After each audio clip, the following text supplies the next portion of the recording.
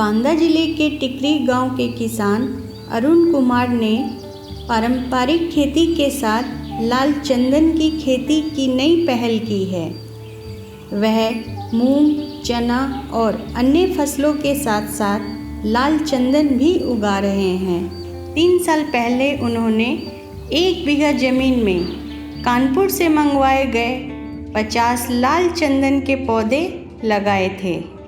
उनकी मेहनत और देखभाल का नतीजा है कि अब इन पौधों की संख्या बढ़कर करीब 140 तक पहुंच गई है।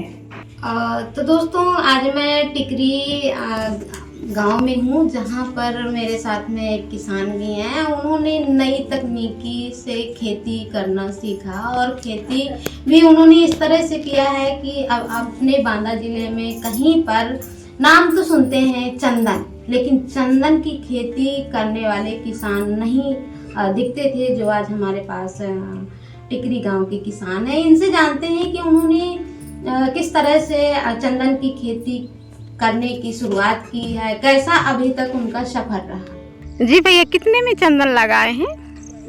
एक बीघे में। जी, क्या क्या चंदन की खेती में करना पड़ता है?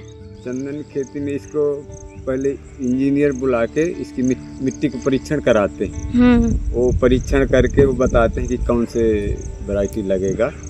फिर इसके बाद हमने कंपनी द्वारा मंगाया था। एक बार में हमको 3 बार प्लेसमेंट देते हैं। जैसे 1 साल में सूख गए जो पौधे तो कंपनी देती है, उन्हीं ने एजेंट भेजती है इसकी देखने की कौन सा है, क्या करना है।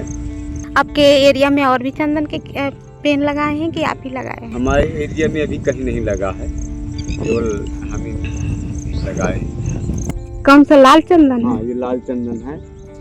और एक बताया जाए तो सफेद, उसमें होस्ट प्लांट जरूरत, इसमें मान लो होस्ट प्लांट की जरूरत नहीं पड़ती दूसरा पेड़ लगाने की, ये अपने ऊपर निर्भर रहता है, तैयार हो जाता है। खेती का पहले हमने पपीते की खेती किया था, तो पपीते के पौधे मंगाए थे कंपनी द्वारा। तो फिर हमको बताया एक जगह यहाँ चित्रकूट में लगे थे चंदन की खेती 1 बीघे में। तो वहाँ से जानकारी मिली, तो हमने कहा कि हम भी करवाएंगे। तो पपीते में सक्सेस नहीं हुए, तो इसलिए हम इंजीनियर थे लखनऊ के जो बुलाए, पपीता के पौधे दिया था, उनको बुलाया हुआ है। तो पहले बोले कि मिट्टी की परीक्षण कराना पड़ेगा। तो मिट्टी की जांच करवाई। मिट्टी की जांच करवाने के बाद उन्होंने फिर इसका बताया कि चंदन की खेती करवा लो। खेती में क्या क्या करना पड़ता है? निदाई, गुड़ाई? चंदन की खेती में पहले तो हमें गोबर वाली खाद की जरूरत पड़ती है। पहले उसकी जुताई कराते हैं अच्छी तरह से, घास खरपतवार बिल्कुल नष्ट करके।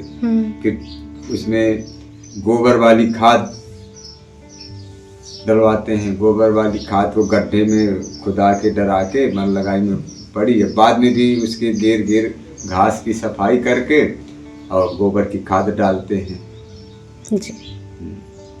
और पानी, अब जैसे गर्मी है, गर्मी में हफ्ते में 10 दिन में, अब तो हमारे कुछ बड़े हो आए हैं तो कम से कम 15 दिन चल जाते हैं, 10 दिन चल जाते हैं।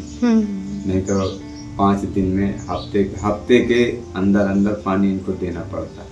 तो इतने में 1 बीघा में कितनी लागत लगी होगी लमसम? हमें 1 बीघे में लागत लगभग, मतलब इसको तारबारी कराया, जाली कराया, ये लगाया था लगभग 1.5 लाख से ऊपर निकल पहुँच गया। 1.25 के लगभग लाख लग गई।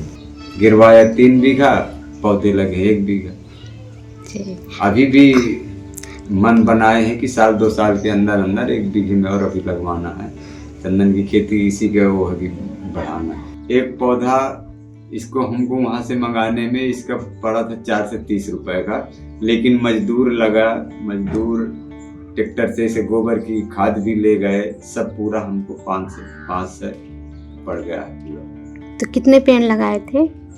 हमने 150 पेड़ मंगाए थे। हमको जो सलाह दिया था इंजीनियर इसमें आए थे, उन्होंने बताया कि चंदन में इतना लाभ है, अगर इसका मान लो तो लंबा है लेकिन 15 से 20 साल का है। इसमें उन्होंने बताया कि जितना आप पकड़ लोगे इतना इनकम होगी। आज की डेट में उन्होंने कहा कि 10,000 से लगा के 20,000 किलो तक जा रहा है। लेकिन यहाँ अभी बाजार यूपी में हमारे नहीं है इसकी चंदन की। इनकी कर्नाटक इधर बताया कि बाजार है, लेकिन 2030 में कह रहे थे कि तुम्हारे तैयार होते होते यहाँ बाजार आ जाएगी जी। तो एक पौधा उन्होंने कहा अगर 15 साल तैयार कर लिया, 15 साल में इसकी कीमत दुगनी हो जाएगी। घर का गांव का तो सपोर्ट का भी तो लोग मजाक उड़ाते रहे हैं कि चंदन होगा नहीं और चंदन लगाए हैं बिकेगा नहीं। अगर हमने कहा कि चलो तुम ना होने दो, करते ऐसा तो कोई चीज है ही नहीं। किसी अगर करो संघर्ष करो तो उसमें मान लो तैयार ना हो। खबर लहरिया, आपकी खबर आपकी भाषा।